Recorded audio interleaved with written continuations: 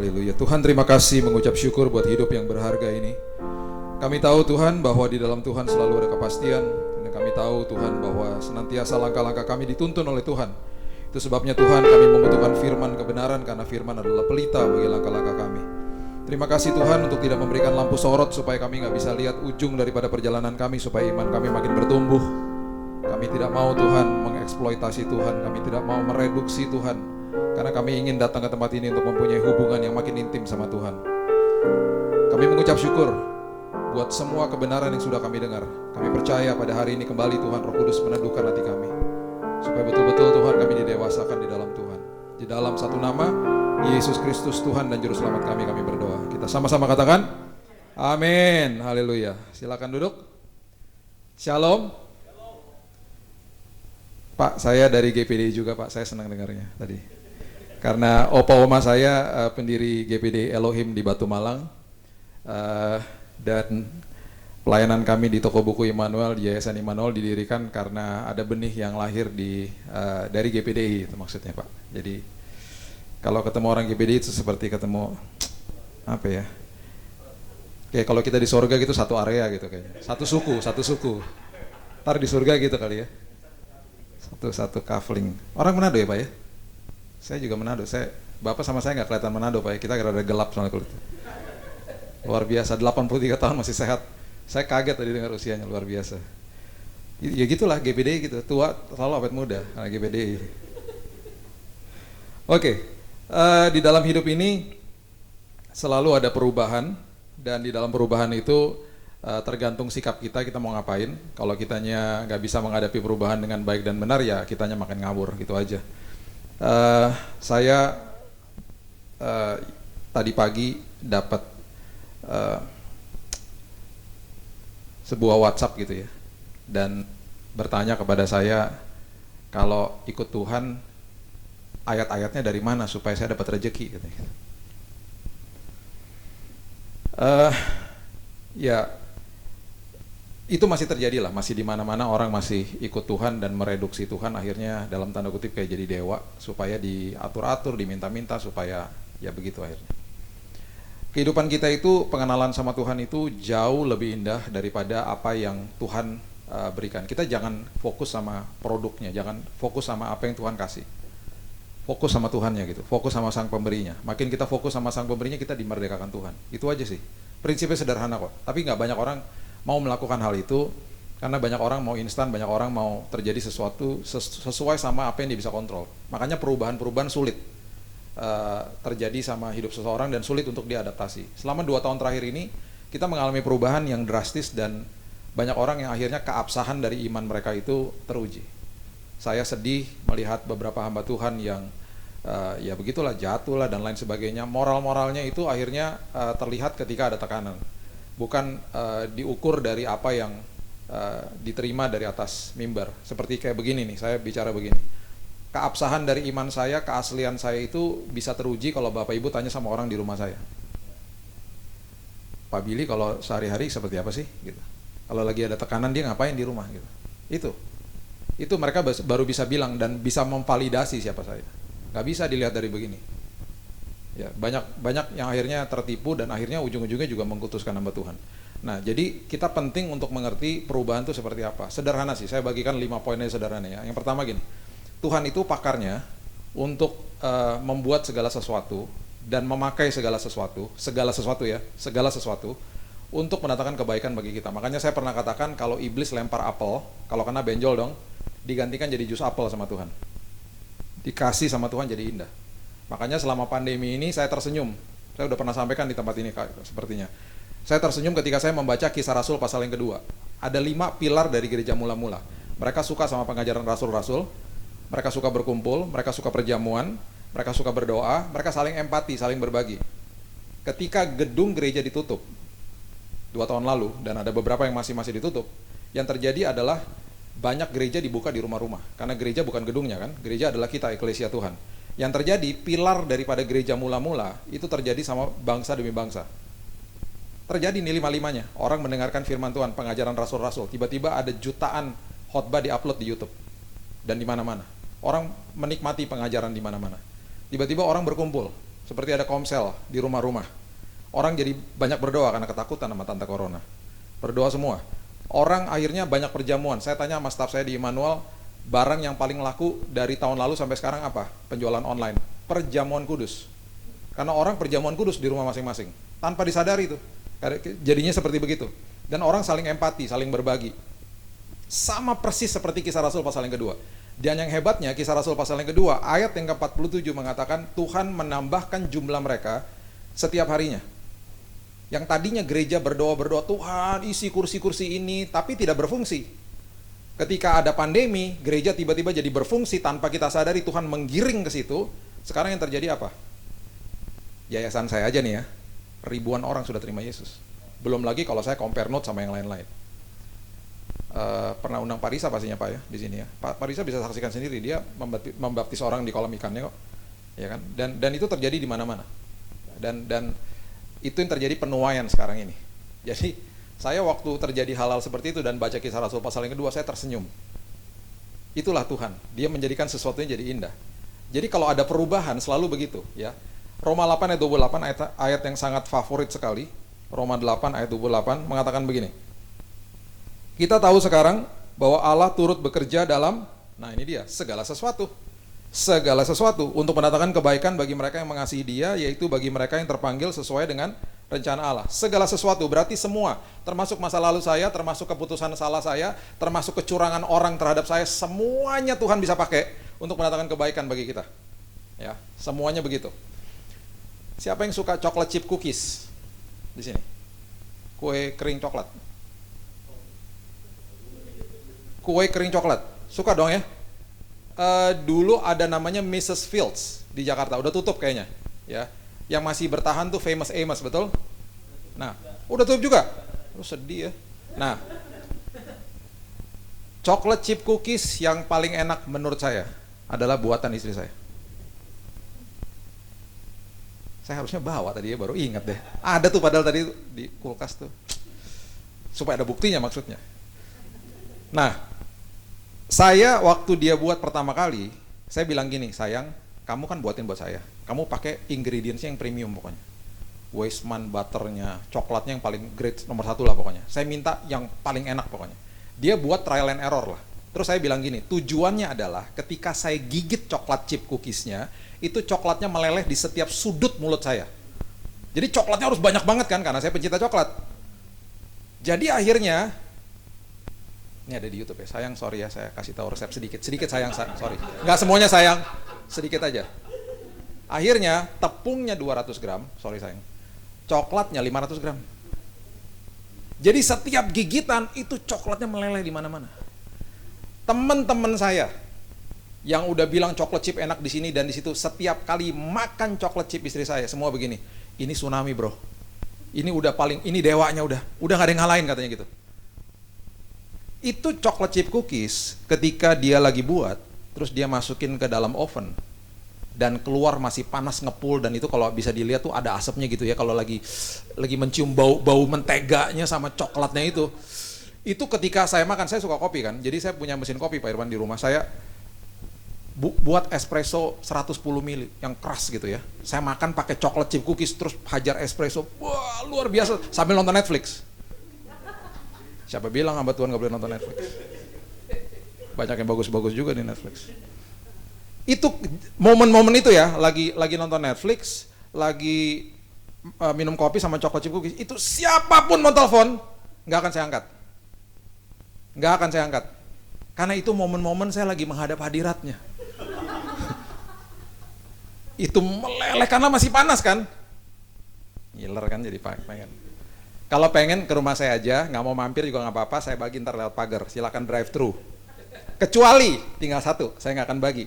Biasanya kalau coklat chip tinggal 3, saya warning sama istri saya, sayang tinggal 3, dibuatin lagi ntar sama dia. Jadi ini benar-benar luar biasa. Waktu dia sedang membuat coklat chip cookies, itu di atas meja ada tepung, ada gula. Kalau buat kue ya ada essence kue, ada soda kue bahkan. Nggak ada orang ngomong begini, udah jangan capek-capek buat, toh juga ntar nyampur di perut, gue makannya satu-satu, terus gini-giniin sendiri, ntar nyampur udah. Nggak ada orang kayak begitu, karena kalau kita makan tepungnya sendiri, makan soda kue sendiri, pahit, nggak enak. Bahkan coklatnya sendiri ketika saya makan, karena dia pakai dark coklat, pahit.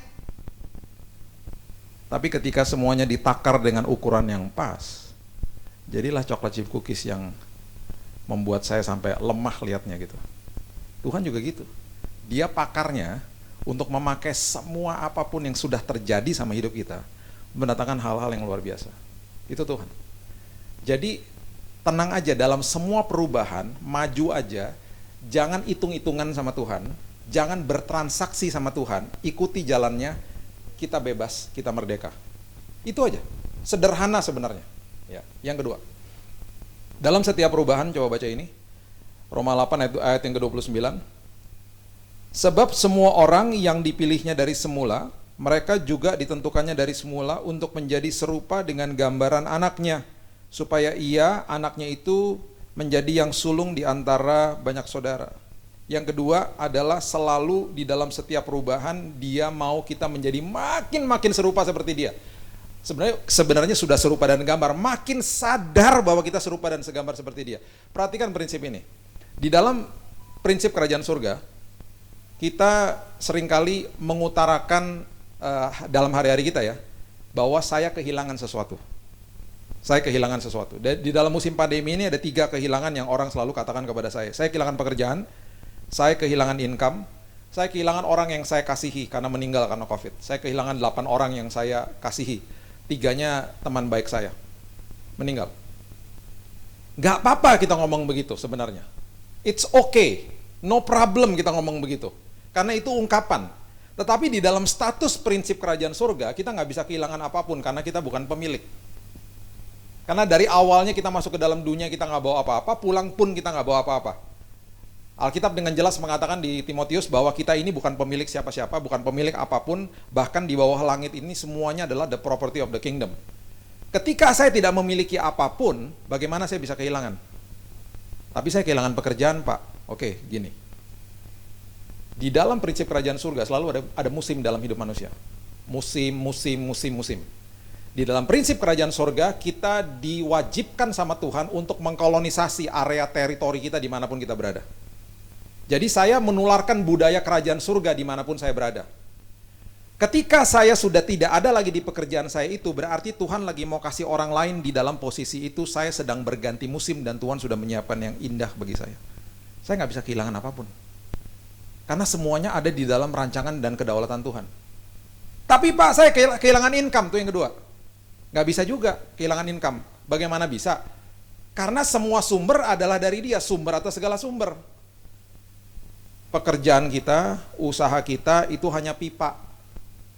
Sumbernya Tuhan. Kalau pipanya ketutup, berarti sebentar lagi ada pipa yang lain yang akan dibukakan sama Tuhan, yang airnya bahkan membual-bual. Ishak ada di tanah Gerar, tanah yang betul-betul tanah asing bagi dia. Dan ketika dia mencoba untuk membuka sumur-sumur Abraham yang bapaknya bangun, yang sudah ditimbun sama orang Filistin, dia nggak menemukan apa-apa. Tiba-tiba Tuhan menunjukkan sebuah tempat dan akhirnya dia membuka di sana dan akhirnya sumur daripada tempat itu airnya membual-bual. Jadi kita nggak bisa kehilangan. Kalau orang bilang saya kehilangan income, sekali lagi ya, itu sah-sah saja orang ngomong begitu. Secara status kita nggak bisa kehilangan apapun. Karena sumbernya adalah sumber atas segala sumber. Yang memberikan kita uang dan segala macam itu hanya pipa. Dan sekali lagi jangan pernah mengkonotasikan bahwa berkat itu adalah materi. Jangan pernah melakukan hal itu, karena itu hal sekunder. Ya, kita nggak bisa kehilangan apapun. Saya kehilangan orang yang saya kasihi karena meninggal. Tesalonika mengatakan janganlah berduka seperti orang yang tidak punya pengharapan. Karena satu hari pun kita akan bertemu dengan mereka. Bayangin, dari prinsip ini saja kita nggak bisa kehilangan apapun. Karena di dalam prinsip kerajaan surga kita adalah pengelola, bukan pemilik. Jadi dari itu saja kita sudah merdeka. Itu makanya Tuhan mengatakan di dalam semua perubahan musim dalam hidupmu, aku mau menyadarkan kamu bahwa kamu tuh serupa seperti saya gitu loh. Kamu gak sadar-sadar aja, kamu sudah diciptakan serupa dan segambar. Jadi makin karaktermu makin mirip sama aku makin diagungkan, aku makin dimuliakan. Jangan kejar-kejar rezeki. Saya sedih kalau ada orang ngomong begitu. Dan akhirnya itu yang terjadi juga sama banyak hamba Tuhan juga.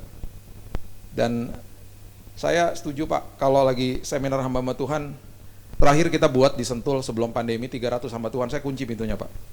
Karena pengajarannya harus keras Pak kalau sama mereka. Betul Pak. Casingnya yang seperti hamba Tuhan, dalamnya mengerikan. Betul Pak, saya setuju banget. Dan itu yang terjadi di mana-mana. Dan itu yang terjadi ketika hamba Tuhan kasih kayak rider, kayak seperti artis ketika diundang. Saya butuh ini, saya mau pesawat yang ini, saya mau hotel yang ini. Dan itu masih saya dengar sampai hari ini. Saya pernah ke sebuah tempat, Jawa Timur. Dan setelah ibadah, besar ibadahnya, dikasih 2 sendal jepit. Dan kemudian saya kasih tahu sama teman-teman saya, kalau itu terjadi, itu hasil mereka buat ya, hasil karyanya mereka gitu. Kalau mereka kasih itu, kemudian mereka ngundang lagi, datang nggak? Saya punya teman almarhum, seorang hamba Tuhan yang punya jemaat 1000 di Jakarta, 1000 orang di 20 lokasi. Jadi satu lokasi kira-kira ada 50 orang. Itu ketemunya di bawah kolong jembatan, di pinggir rel kereta, sama di area-area yang betul-betul kumuh. Bapaknya baru meninggal beberapa tahun yang lalu. Dia melayani pemulung. Kalau sudah lebih dari 1000, orangnya akan diberikan kepada gereja lokal, karena dia nggak bisa tampung. Berkali-kali saya membentuk tim satuan kayak satgas gitu ya. Yuk kita bantuin nih hamba Tuhan, karena penuainya luar biasa. Tapi siap-siap, kalau ke sana jangan bawa mobil, nggak bisa, mobil nggak bisa masuk kadang-kadang. Pakai motor, pakai Gojek. Di dalam tasmu bawa baju ganti, karena kamu masih keringetan di sana. Kalau khotbah di pinggir rel kereta, itu kalau kereta lewat saya diem. Karena kereta lewat dulu, gak bisa ngomong, gak ada mic. Main gitarnya senarnya cuma 4. Sampai tangannya berdarah yang main gitar. Tapi main gitarnya terus nyanyi-nyanyi. Gitarnya kuncinya C, yang nyanyi kunci D. Pokoknya begitu semuanya.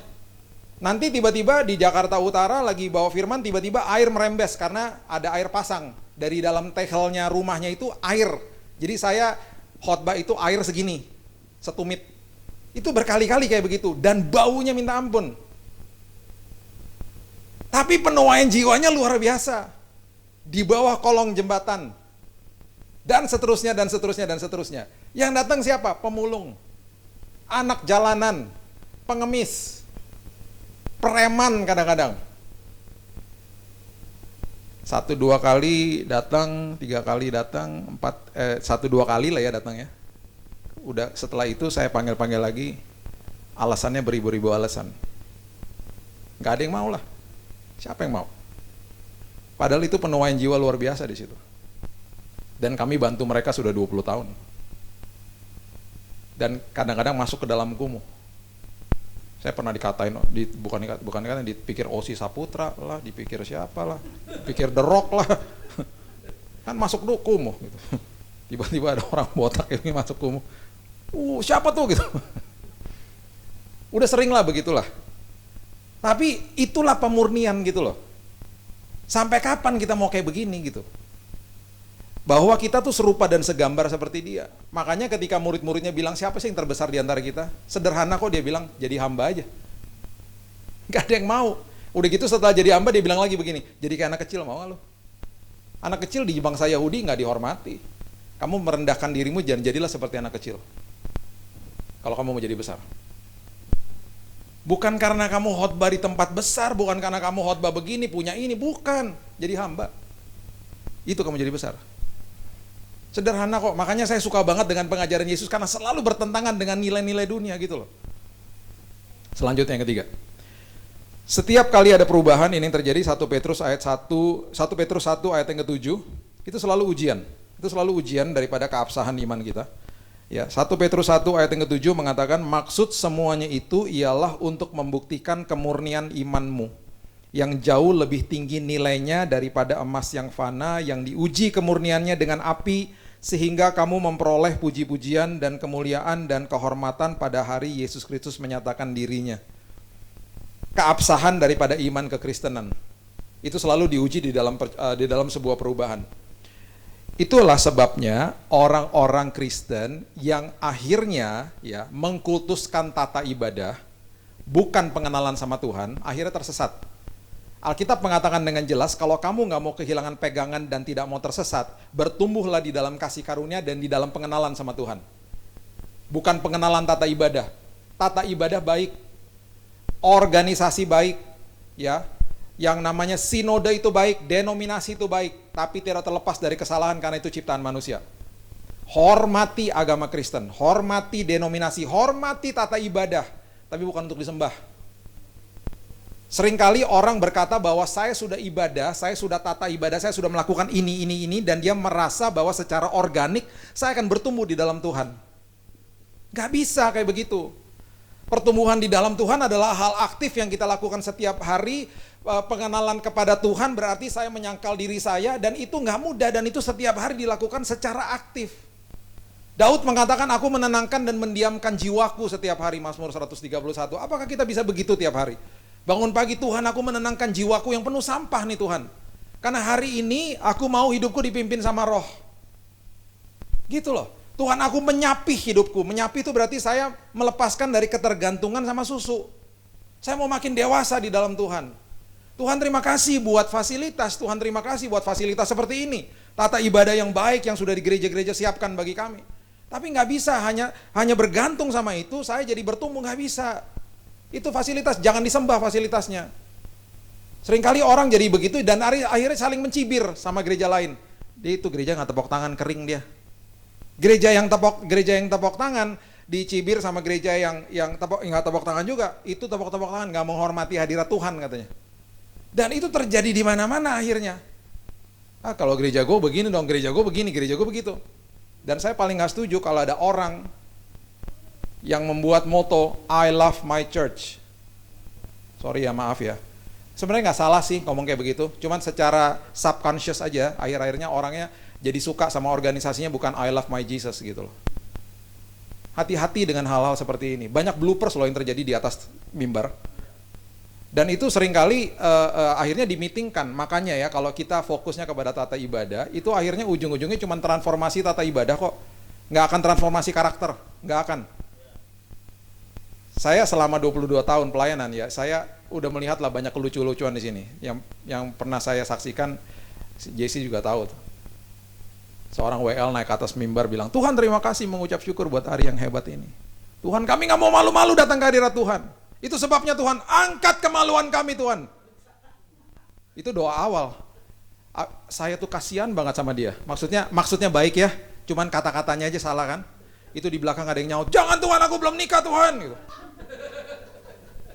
Itu sepanjang ibadah dia nggak bisa pimpin dengan baik karena ngomong salah. Itu yang saya bilang bloopers terjadi di atas ini gitu loh. Kan akhirnya meeting lagi, lain kali lu jangan ngomong gini, lain kali lu gini. Kan itu selalu ada meetingnya. Pernah lagi gembala sidang, naik ke atas mimbar, habis khotbah di luar kota. Tuhan terima kasih udah kirim Pak Billy ke sini Tuhan. Bapak berkati Tuhan, istri-istri dan anaknya Tuhan. Maksud saya Tuhan, istri dan anak-anaknya Tuhan. Untung ketemu saya orang suka bercanda. Pas turun dari mimbar, Pak, emangnya gue Salomo, istri banyak. Itu biasalah terjadi di mana-mana lah kayak begitu, bloopers. Dan itu akhirnya ketika disembah, ketika itu yang dikultuskan, itu jadi akhirnya orang-orang nggak bertumbuh. Dikit-dikit datang ke hamba Tuhan, minta doain, nggak salah ya minta doain hamba Tuhan ya. Cuman dikit-dikit, Pak tolong Pak, doain Pak, saya butuh kerjaan Pak, tolong doain Pak. Ya elah, sama kali kita punya kuasa. Pak tolong Pak, saya pengen punya jodoh Pak, tolong doain saya Pak. Mengkultuskan hamba Tuhan. Berapa tahun yang lalu saya pernah saksikan di sini kan, dimintain doa untuk orang sakit, 7-7-nya meninggal semua sama saya. Sampai saya punya sebutan, itu pendeta penyabut nyawa. Beneran, berapa tahun 2017 kalau nggak salah, 16, lupa saya. Sampai ada keluarga yang telepon saya bilang, Pak kami dengar katanya Bapak kalau doain orangnya cepat ketemu Yesus ya Pak. Ini Pak, tolong Pak ke rumah Pak, Papa sakit Pak, dan udah nggak ada harapan Pak. Jadi kami mengundang Bapak untuk datang ke rumah doain Papa. Supaya, ini hebatnya ngomongnya rohani banget, yang terbaik terjadi. Elah, supaya metong maksudnya. Supaya yang terbaik terjadi Pak. Saya karena kenal ya, jadi saya datang sama istri saya. Saya di mobil bilang ini, lucu juga ya, biasa hamba Tuhan dipanggil untuk doa kesembuhan, ini doa kematian. Sampai di situ saya peluk itu omnya, saya berbaring sama dia. Terus si omnya ngomong gini, ini yang saya lihat yang datang bukan kamu berdua, lebih dari dua. Bukan saya sama istri saya, lebih dari dua. Si om ngomong gitu. Keluarganya pada bilang, malaikat penjemput, malaikat penjemput. Habis selesai berdoa, pulang, singkat cerita, seminggu setelah itu saya dapat kabar. Ditelepon.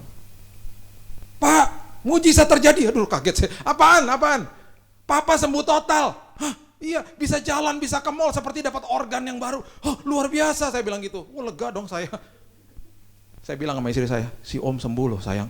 Hebat loh, pasien pertama sembuh. Yang lain mati semua, kata dia gitu. Makanya jangan kultuskan hamba Tuhan. Semua kedaulatan dalam tangan Tuhan kok, dan kita punya kuasa yang sama. Dan kita serupa dan segambar seperti Tuhan. Sama, Bapak saya, Bapak kita semua. Bapak yang menyembuhkan saya dari kanker, Bapak yang menyembuhkan kita semuanya juga kalau kita punya penyakit. Sama Bapaknya. Jadi serupa dan segambar tuh luar biasa. Saya ada di sebuah pesawat ya satu hari. Ini semuanya mindset sih sebenarnya. Istri sama anak saya yang kedua udah di kota Vancouver namanya di Kanada. Karena mertua saya dulu tinggal di sana. Jadi setiap tahun kami biasanya kalau liburan anak-anak kami bawa ke sana. Saya telat berangkatnya, saya berangkat sama anak saya yang perempuan. Saya duduk di pesawat Boeing 777, pesawat yang konfigurasi itu bangkunya 343, besar pesawatnya. Saya duduk di paling belakang karena itu legroomnya lebih besar di belakang. Terus pesawat besar, saya tahu dunia aviasi karena saya suka sekali aviasi. Kalau pesawat 777 kena turbulensi dan sampai sayapnya begini-begini, itu berarti turbulensinya parah banget. Pesawat sebesar itu 12.000 kilo di atas, lagi cruising altitude malam-malam di atas Samudra Atlantik, dan dia sampai goyangnya begini-begini, itu berarti turbulensinya parah banget. Anak saya yang biasanya nggak apa-apa, pegangin tangan saya. Sampai dia bertanya, Dad ada apaan gitu. Saya bilang udah tenang aja, tidur aja. Walaupun saya juga nggak tenang gitu. Tapi saya tahu di dalam zaman modern ini tidak ada satupun pesawat jatuh gara-gara turbulensi. Nggak ada. Karena memang sudah didesain begitu. Tapi gimana pun juga kita kalau ada di atas, kalau goyang-goyang kan, ya gimana pun juga ya nggak enak lah ya. Saya pernah lagi di pesawat Garuda di domestiknya tiba-tiba karena turbulensi orang sebelah sampai pegang tangan saya kok. Maaf pak. Tapi nggak dilepas. Maaf pak. Ya oke maaf ya lepas dong. Sakit kan, sampai dingin gitu tangannya. Sorry ya pak gitu. Iya. Nah, lagi kondisi mencekam, tiba-tiba di tengah ada dua anak kecil umur 4-5 tahun. Dua-duanya pegangan sama orang tuanya sama papanya. Dan dua-duanya itu kan kapal goyang-goyang. Bagi dia mungkin ayunan kali ya. Dia pegangan tangan papanya, dua-duanya gini. Saya waktu ngeliatin, hebat ya. Iya ya Tuhan ya, memang mindset ya Tuhan ya. Ada yang merasa kayak ayunan, saya ketakutan. Terus waktu turbulensinya stop, semua lega dong pasti kan. Pasti lega tuh semuanya tuh, walaupun penumpang kan biasanya cool-cool aja.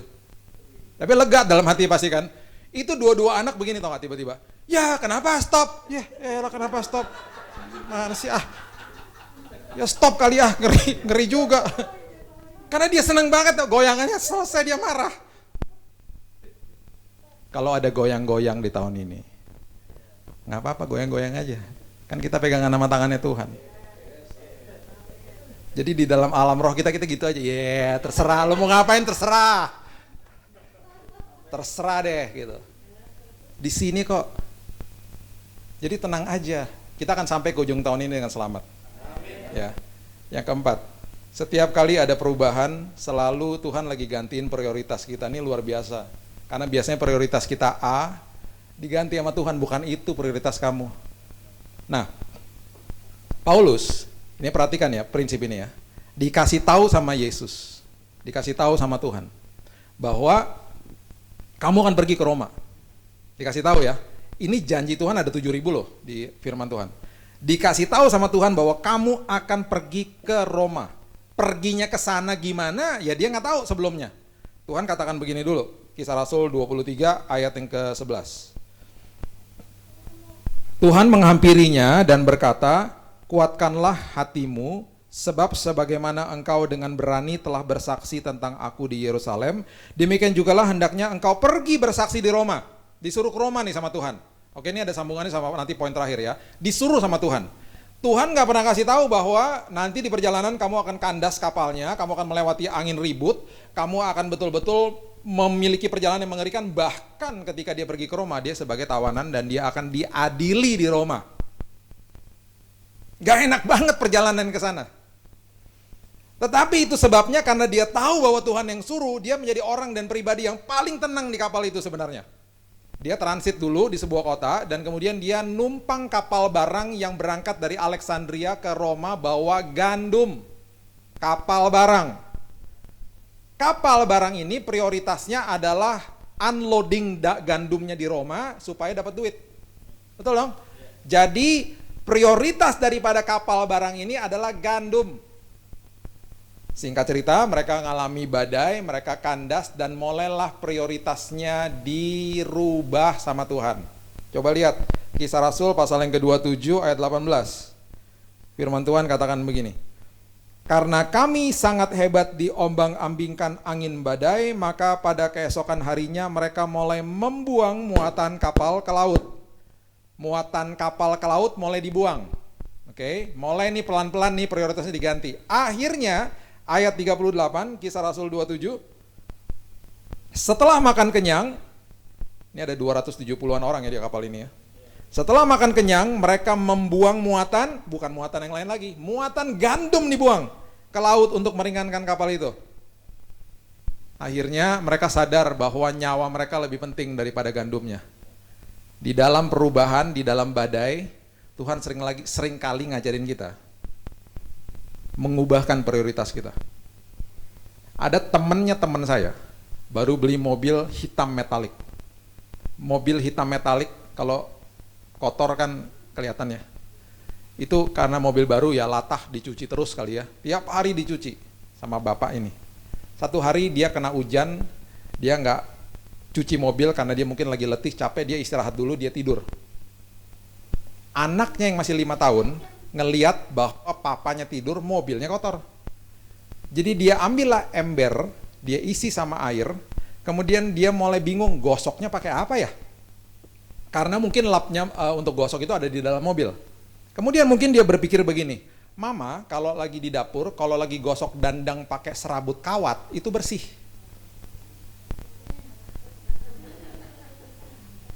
Apalagi mobil. Jadi dia ke dapur, dia ambil tuh serabut kawat. Dia gosok tuh mobil hitam metalik. Metal ketemu metal. Bunyi dong, nyik, nyik, nyik, nyik. Setelah selesai disiram sama air. Dan dia teriak karena dari ujung depan sampai ujung belakang mobilnya beret semua. Di saat itu papanya bangun. Papanya juga berteriak.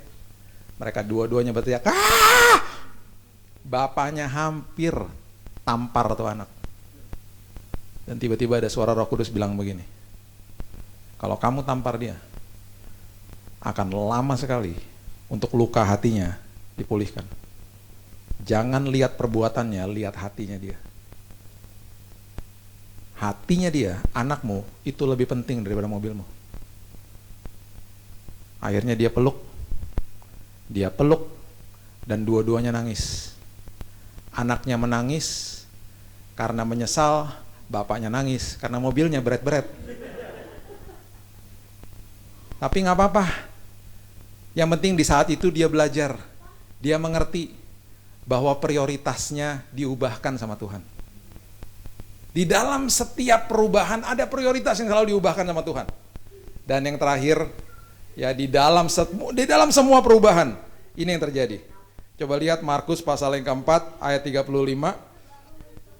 Markus pasal yang keempat ayat 35. Ini sama seperti yang tadi ya. Ketika Tuhan memberitahu Paulus dia akan pergi ke Roma, ini sama persis. Di dalam setiap perubahan Tuhan cuma bilang gini kok, percaya sama kata-kataku, udah tenang aja. Simple, sederhana kok. Ya, tadi disuruh ke Roma dan sampai kok ke Roma walaupun perjalanannya nggak enak. Ini juga sama, Tuhan ngomong begini, Yesus ngomong begini, Markus 4 ayat 35. Pada hari itu, waktu hari sudah petang, Yesus berkata kepada mereka, marilah kita bertolak ke seberang. Oke, perhatikan kalimat ini, oke? Yesus yang ngomong, marilah kita bertolak ke seberang. Kalau Billy Lantang yang bilang, marilah kita bertolak ke seberang, atau saya tuntun tangan Bapak Ibu untuk nyeberang jalan, saya cuma bisa kasih janji saya yang saya tidak bisa backup dengan kepastian, karena saya manusia. Saya hanya bisa bilang, saya akan tolong sekuat tenaga saya untuk sampai ke seberang dengan selamat. Tapi ketika Yesus yang bilang, marilah kita bertolak ke seberang, itu artinya sama dengan kita pasti sampai ke seberang dengan selamat. Karena Yesus yang ngomong. Firman yang keluar dari mulutnya, ya dan amin. Dia tahu nggak akan ada badai? Tahu lah. Ingat ya, Yesus 100% manusia, 100% Tuhan. Dia mengalami letih, capek, lapar, dan ngantuk. Dia akan tidur sebentar lagi.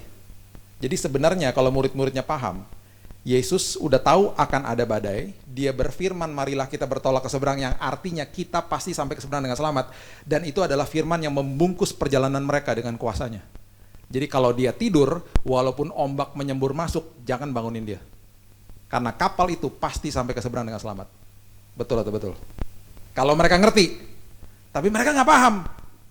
Perhatikan ayat berikutnya.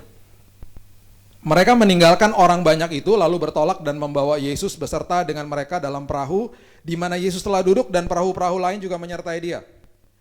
Banyak orang yang ditinggal di tepi dan tidak mengalami badai. Dan orang yang tidak mengalami badai, seringkali kalau kita melihat mereka, kita pikir dan kita mengatakan kepada diri kita sendiri, kenapa mereka diberkati Tuhan? Ngawur. Mentang-mentang mereka nggak di badai, mentang-mentang mereka sepertinya enak-enak aja, kita mengeluarkan kata-kata seperti begitu. Kenapa mereka diberkati Tuhan? Sama seperti Asaf, pemimpin biduan di Mazmur, dia mengatakan, kenapa kau memberikan kemujuran bagi orang-orang fasik? Orang yang lagi seperti kita, lagi melawan arus dunia, itu pastinya nggak enak rasanya. Padahal kita lagi dibawa naik sama Tuhan. Padahal kita lagi dibawa ke seberang sama Tuhan. Melawan arusnya dunia. Ingat, banyak orang nggak masuk ke dalam perahu kehidupan dan ada di tepi dan nggak ngalami badai memang. Dan mereka nggak ngalami Tuhan. Jangan komplain sama Tuhan. Karena di dalam perahu kehidupan kita, walaupun ada badai, ada Tuhan di situ. Jadi ada yang ditinggal memang. Jadi jangan dikomplain, Tuhan mereka nggak ngalami badai, enak banget Tuhan. Saya lebih memilih untuk ada di dalam sebuah badai, ada Yesus dan ngalami dia, daripada saya nggak ngalami dia dan hidupnya enak-enak aja di pinggir. Karena di ujung daripada itu semuanya saya makin dibuat dewasa sama Tuhan. Ayat yang ke-38, 37. Mengamuklah tofan yang sangat dahsyat, ombak menyembur masuk ke dalam perahu sehingga perahu itu mulai penuh dengan air. Pada waktu itu Yesus sedang tidur di buritan di sebuah tilam. Jangan dibangunin harusnya. Walaupun ombak menyembur masuk, sampai nggak ke ujung dengan selamat? Pasti sampai. Dia udah berfirman kok.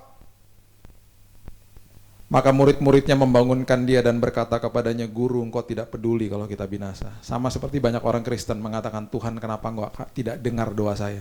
Padahal dia ada di perahu kehidupan sama-sama kita. Seringkali dia cuma diem, karena dia cuma bilang gini, udah lu jangan banyak ngomong, kenapa sih? Udah kan lagi pegangan tangan, kita lagi sama-sama nih, nyebrang sama-sama. Tuhan kenapa kau nggak dengarkan aku Tuhan? Kenapa kau diam saja Tuhan? Ia pun bangun menghardik angin itu dan berkata kepada danau itu, diam, tenanglah. Angin itu reda dan danau menjadi teduh sekali. Perhatikan ayat 40. Lalu ia berkata kepada mereka, terima kasih ya udah bangunin.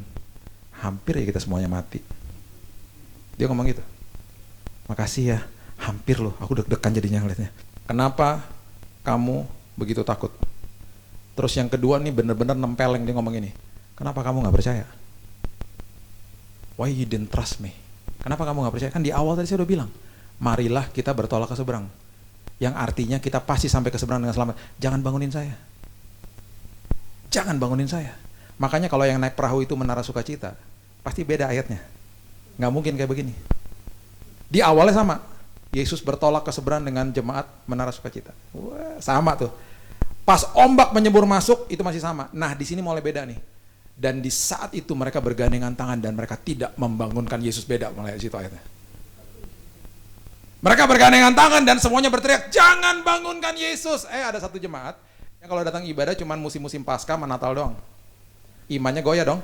Dia teriak sendiri, bangunin lu, gila aja, lu mati kita. Semuanya berteriak. Enggak, tadi dia udah berfirman, marilah kita bertolak ke seberang, yang artinya semua sama-sama, kita pasti sampai ke seberang dengan selamat. Air udah segini. Dan akhirnya perahu itu sampai ke seberang dengan selamat. Di situ baru Yesus bangun dan dia katakan, wahai jemaat menara sukacita, besar imanmu. Luar biasa engkau, dahsyat engkau. Itu yang aku mau. Kita pasti dibawa sampai ke ujung tahun ini dengan selamat. walaupun goyang-goyang, walaupun mungkin banjir sama ombak.